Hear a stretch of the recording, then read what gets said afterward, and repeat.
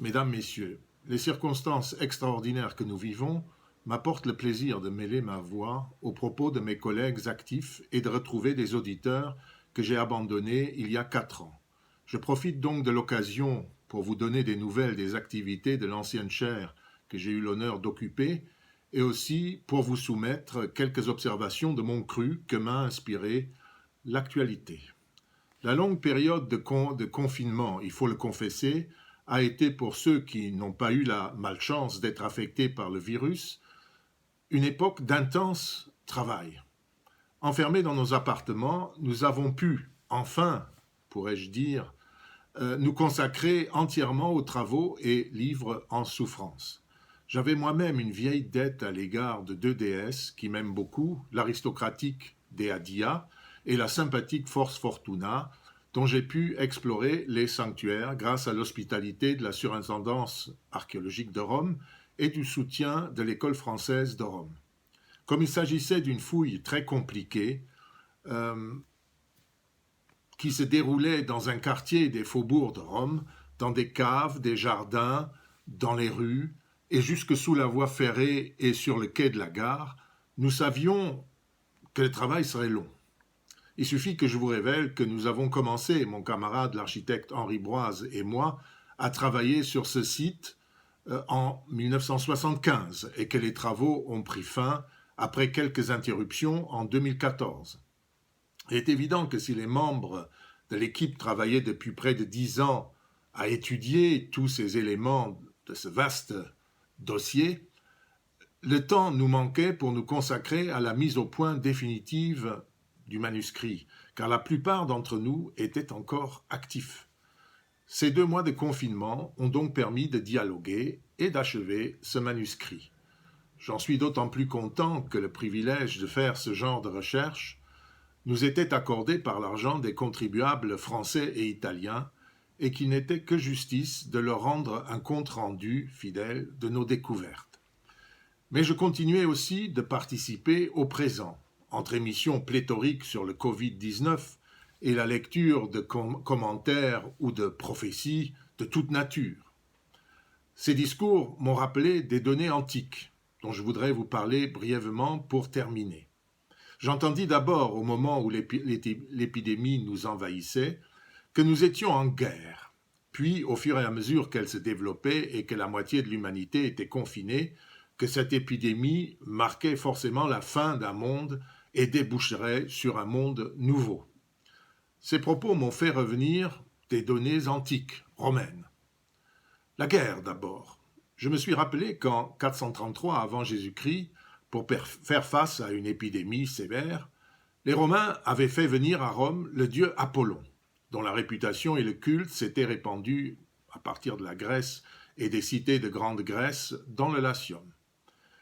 Or, 2 siècles plus tard, en 2012, aux heures les plus noires de la Deuxième Guerre contre Carthage et Hannibal, cet Apollon Medicus, l'Apollon soignant, médecin, fut imploré pour secourir, dans ce contexte militaire, les Romains. Ce qui surprend donc, c'est l'intervention du Medicus dans cette urgence militaire, une apparente contradiction qui suscita une petite querelle d'intellectuels romains. Quand l'historien Tite-Live raconte ces événements au début de notre ère, il termine son récit par un petit commentaire sur l'ignorance de ses chers collègues qui ne savaient pas que le dieu Apollon intervenait à cette occasion avec son pouvoir militaire et non pas en tant que guérisseur. Il avait raison. Le sanctuaire d'Apollon se trouve, on n'y fait pas attention normalement, à proximité, quelques centaines, 200 mètres, du vieil hôtel de Mars, le dieu militaire par excellence. Et à ses côtés fut construit au 1er siècle le temple de Bellone, la déesse des peines de la guerre, bien connue dans les camps de Légion. Pour comprendre ce commentaire de Tite-Live et de l'emplacement du sanctuaire d'Apollon, il convient de considérer le mode d'action du dieu qui est souvent mal compris, encore de nos jours. Ceux qui ont lu l'Iliade et d'autres récits grecs savent qu'Apollon archer est un redoutable déclencheur de peste, du loïmos, comme disaient les Grecs. Ses flèches pleuvent sur tous les humains qu'il punit, et ils meurent de la peste. Et de même, il se laisse souvent fléchir pour arrêter de faire tomber ses flèches. C'est d'après sa mythologie, donc, un combattant, et si les Romains l'invitent, c'est effectivement pour se battre à leur côté contre l'épidémie ou contre les ennemis. Il n'est pas question d'aller plus loin ici, mais pour comprendre ce mode d'action et la manière dont il s'accorde avec la fonction d'inspirateur des paroles inspirées de la poésie ou de fondateur de villes harmonieuses que rêvait Apollon, je vous conseille de lire un livre de Georges Dumézil, un de ces derniers, qui porte le beau titre d'Apollon sonore et autres essais, il est de 82, dont vous pourrez avec bénéfice rapprocher aussi un livre de Marcel Détienne, Apollon, le couteau à la main, qui est de 98. Les essais mythologiques de l'Apollon sonore rappellent les différents attributs et moyens d'action d'Apollon. Les cordes de la lyre, de l'arc, qui vibrent tous les deux, les oracles et enfin la médecine, entre lesquels ils essayent d'établir une correspondance. Celle-ci paraît être la recherche et la diffusion de l'harmonie ou sa destruction si Apollon est en colère. Dans les épidémies, il guérit par sa force, Ieter dunamei, médecin par puissance, comme le dit un oracle grec de Didyme. Bref, il agit par ses qualités de restaurateur essentiellement violent de l'harmonie. Donc, la pandémie se combattait dans la Rome antique. Le deuxième aspect est historiographique et beaucoup plus désolant. Que n'a-t-on lu et entendu sur le coronavirus et la fin d'un monde, le début d'un monde nouveau, etc.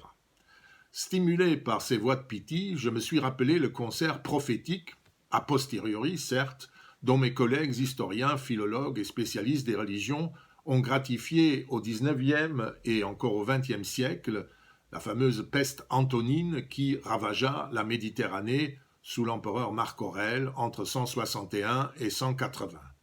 Si l'épidémie est assurée, les spécialistes hésitent toujours à la considérer comme aussi dévastatrice que les sources postérieures, qui datent d'ailleurs pratiquement toutes des 4e et 5e siècles et au-delà, et bien sûr aussi les commentaires du 19e siècle le prétendent.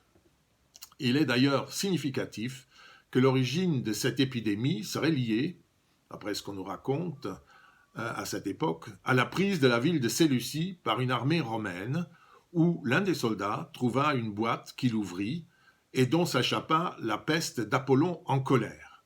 Apollon en colère parce que l'armée romaine et l'empereur Lucius Verus auraient violé la promesse faite d'épargner cette ville et, au contraire, l'auraient pillée et auraient notamment pillé ce temple d'Apollon.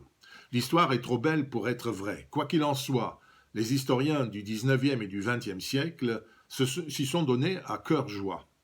Ces décennies de peste, d'invasions barbares, de tremblements de terre, de dépeuplements supposés, d'abandon annoncé de la religion traditionnelle au profit de charlatans ou bien de cultes diffusant une nouvelle religiosité centrée sur la spiritualité individuelle, sans oublier l'essor du christianisme, ces années où même l'économie aurait régressé sont qualifiées par eux, 19e siècle, comme le début de la décadence et de la chute de l'Empire romain.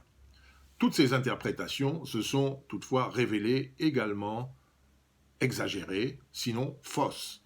Et d'ailleurs, les anciens, par exemple les pères de l'Église du début du IIIe siècle, eux-mêmes n'en disent mot, malgré les rancœurs qu'ils pouvaient avoir contre l'ordre romain. Ces théories offrent aujourd'hui un bel exemple des prophéties suscitées par un événement exceptionnel et montrent qu'ils énoncent des fantasmes individuels ou collectifs plutôt que des prévisions raisonnées et raisonnables. Vous serez d'accord avec moi pour conclure que, décidément, l'histoire ne se renouvelle pas.